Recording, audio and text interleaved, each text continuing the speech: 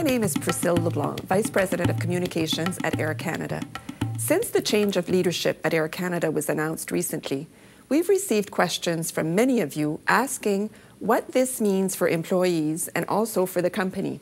I'm here today with the person who can answer many of those questions, Calin Rovinescu, Air Canada's new President and CEO. Calin, given your experience and background, it's easy to understand why you were appointed CEO. But what I'd like to know is why you chose to accept.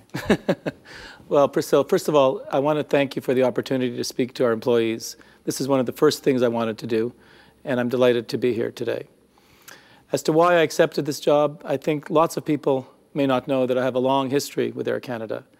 In 1987, when the company was privatized, I worked very closely with Claude Taylor and Pierre Jagnot, and I have a tremendous amount of respect for the people of Air Canada who have made this airline a great success, and I want to be part of its regeneration. Calin, your name is familiar to many employees, but few know you really well. Tell us about your management style. Well, Priscilla, I'd simply say what you see is what you get. I'd like to think that this style is one of transparency and honesty.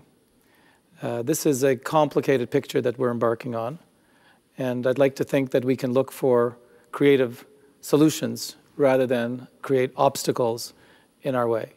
The environment I'd love to see us have is one of a just-do-it culture. Get people to throw ideas into the mix and get us to find a way to capture those ideas and find a way here to get everybody to be moving in the same direction towards a solution. Having said that, I can't do it on my own. I don't have all the answers.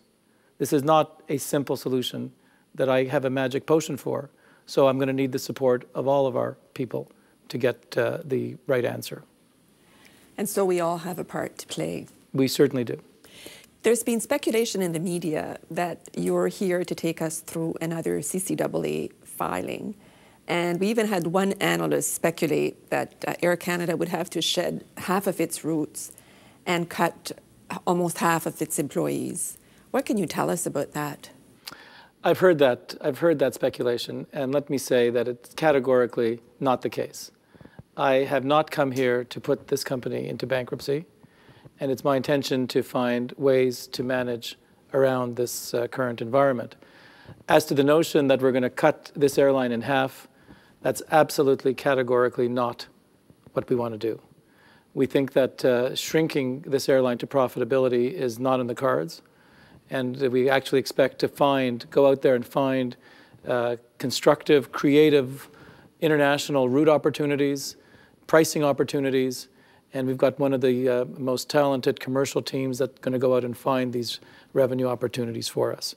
So let me disabuse you right away of the notion that we're going to be shrinking this airline by half or trying to reduce it dramatically. That is not what my objective is. Let's talk about the challenges ahead and your priorities. Well, you know, the challenges are many and they're complex, but they're actually quite simple to explain. Firstly, we have the labor situation. Labor contracts come up for renewal in the summer.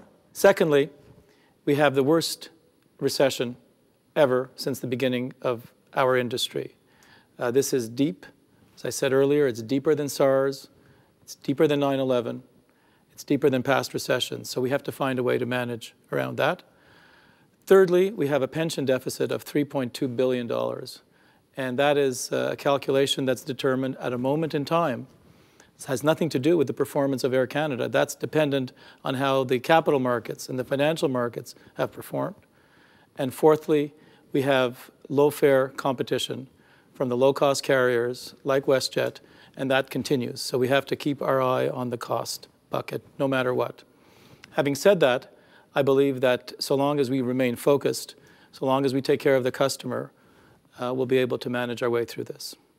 The one issue that's been on everyone's mind lately is pensions. What more can you tell us about pensions? Pensions is the top priority for me. I've been fully engaged on this since I started, and it's only been 10 days ago. I believe that we can keep the pension plans if we all work together, and that is my objective. to keep the pension plans and not allow the company to go into bankruptcy.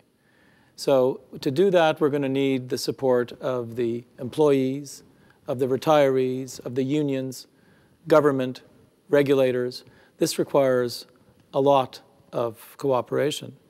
But I firmly believe that if we can get everybody behind, we can head in the right direction. Let's look to the future. What is your vision for Air Canada when the issues that we've just discussed are resolved and the economy is on its way to recovery? Well, the environment that we're in is serious. However, we will recover. There will be a recovery. Let's be crystal clear, Priscilla. There will be a recovery. And when we recover, I want this airline positioned to be very strong internationally. I don't want to have cut to the bone so that we've lost our most important customers. I don't want to deliver market share to our competitors without putting up a fight to keep that market share. I want to be in a position where we can be a very, very strong airline and the proud carrier that we've been all along. We have access to Aeroplan, which is one of the great brands in Canada and in North America. We have access to one of the youngest fleets in the North American environment. We've invested heavily in that, and we will deploy every single asset available to us in the coming months.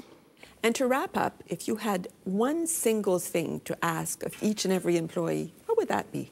The Air Canada employees are the most professional of any airline employee group in the world. So I know that many, many people are doing their best to try to help during this period of time. I would say that the number one thing is to re-engage with the customer. We need every single customer to be satisfied.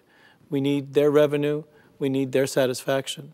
So if we can continue our high level of professionalism, be optimistic. These are tough times, but we should be optimistic in this environment. Be courteous and have respect for each other and for the customer. If each and every employee of Air Canada was able to do that, I think we'd be well on our way to getting through this piece. Thank you for this conversation, Calin. And we can continue the conversation by your sending your questions at horizons@aircanada.ca. Thank you for your time today.